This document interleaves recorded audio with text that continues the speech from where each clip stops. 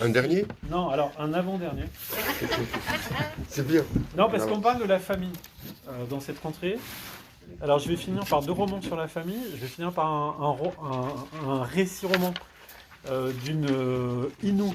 Parce que c'est bien aussi de se dire comment ça se passe la famille ailleurs et tout ça.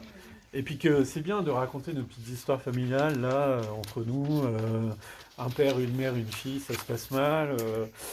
Peut-être que parfois la famille c'est plus vaste, c'est plus large.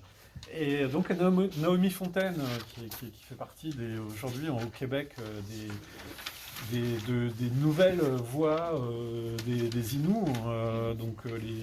Ici on dit encore Indiens, Esquimaux, enfin on dit des mots qu'on n'emploie plus là-bas.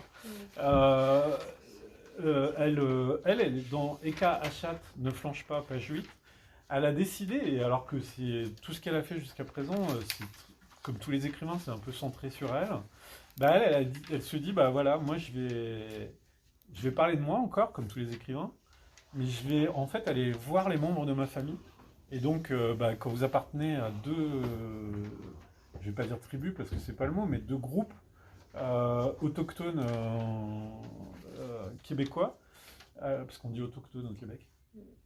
Et Trump dit autochtone aussi, donc il faut que vous vous y mettiez. Et oui. Oui.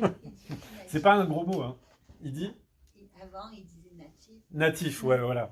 On peut dire ça aussi en Amérique. Est-ce que c'est pas un gros mot Trump ou...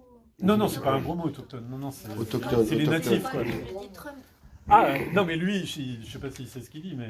Non, je sais pas. Trump, c'est un peu un gros mot. C'est un Ouais. autre débat. Mais c'est la chevelure qui compte chez lui, c'est pas le... C'est quoi? Puis c'est son regard et ses blagues qui sont parfois Son outrancières. Hein? Son bronzage. Son bronzage aussi, ouais. Sa peau orange. Entre l'orange et le marron, c'est bizarre. Ouais, Comme ça. J'espère qu'on ne bronze pas comme ça ici. Parce que, moi, je l'appelle l'agent orange. Mais non, l'agent non, non. orange, c'est l'agent orange. Ouais, C'est l'agent orange. Il faudra effacer tout ça. Parce que, si la CIA ou le FBI prend des vacances, C'est sûr que tu reviens plus l'année prochaine.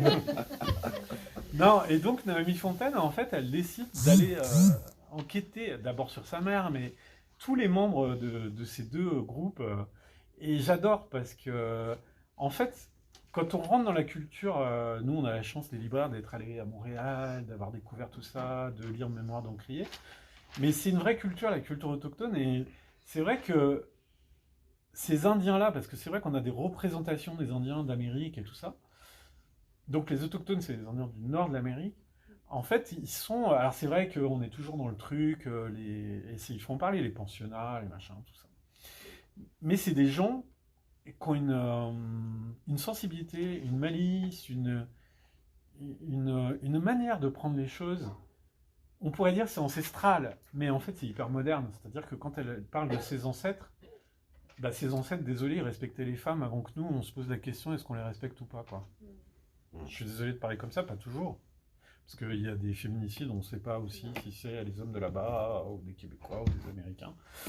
Bon, il y a tout ça. Mais je trouve qu'elle va chercher comme ça, dans les histoires de sa famille, plein d'histoires, qui racontent peut-être pourquoi sa mère est une femme courageuse, qui ne flanche pas, et pourquoi peut-être elle est écrivain.